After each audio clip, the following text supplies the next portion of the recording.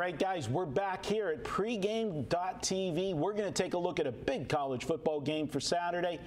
Not as big as it would have been had USC won last week, but it's California at USC. Bryan, this is your best bet. Lead it off. Tell me your pick and your best reason why. All right.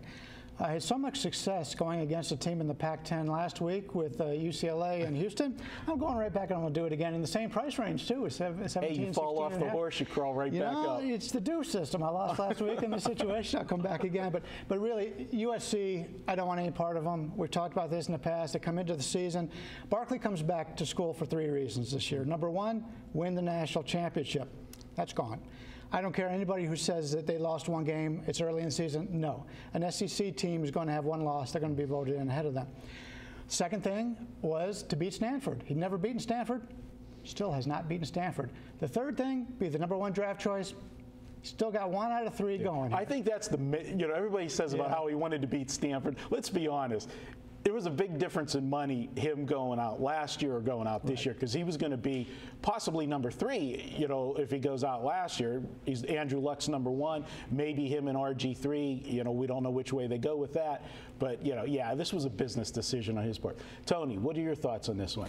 Well, I had Stanford last week. I think USC's way overvalued. I think they're overvalued again this week. And if you take a look, at the game that Cal played last week at Ohio State, they had numerous chances late in that game to win that game. They went out there and almost took it away from Ohio State. And this is a formidable foe here.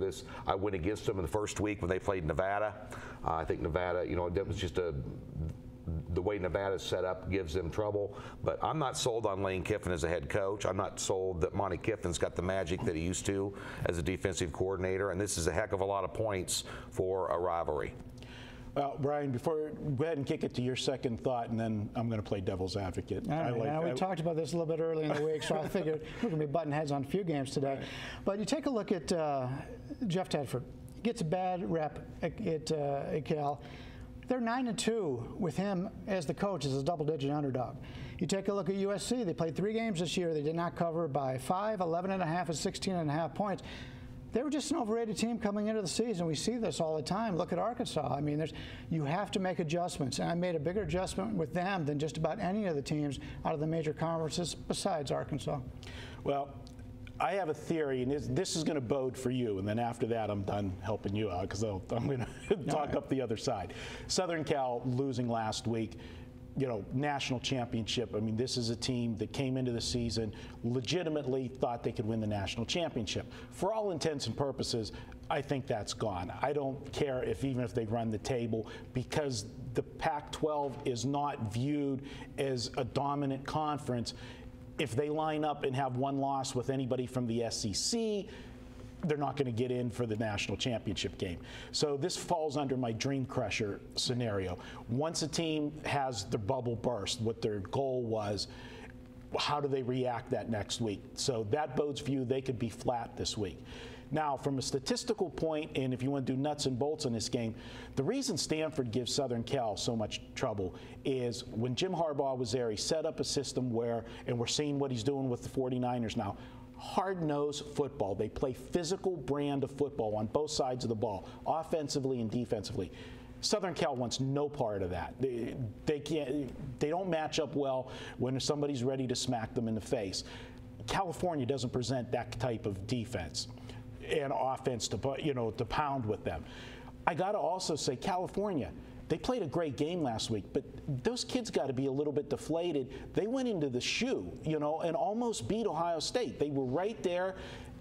I don't like a team that come close to winning and then not getting it done. I think that's more of a hangover effect the next week. I disagree. I think going into Ohio State after Ohio State had blown out everybody so far, that was a positive experience for Cal. And to be honest with you, I mean, we talked about Urban Meyer against non-conference opposition. I mean, he's like 36-6 against the spread. Cal had a chance to win that game. And I like your thoughts on the physicality situation. I went back and I looked at the last 2 years.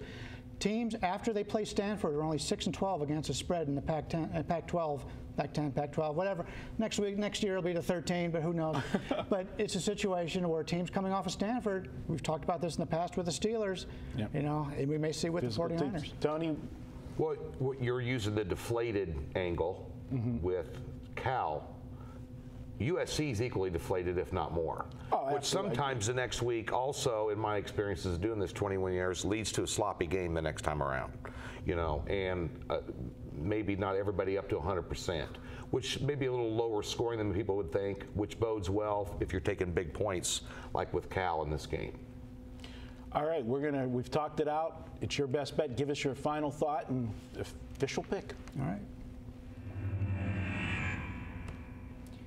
I'm going to take the points. Once again, a big underdog in the Pac-12.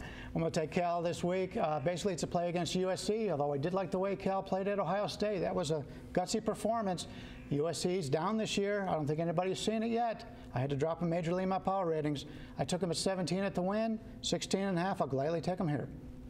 All right, good stuff, guys, on this one. We're going to be back. We've got another college football game. We're going to take a look. This is a big one, guys. Oklahoma versus Kansas State. Almost said Oklahoma State. And we've got our Big 12 experts sitting on the panel, going to break it down for us next on pregame.tv.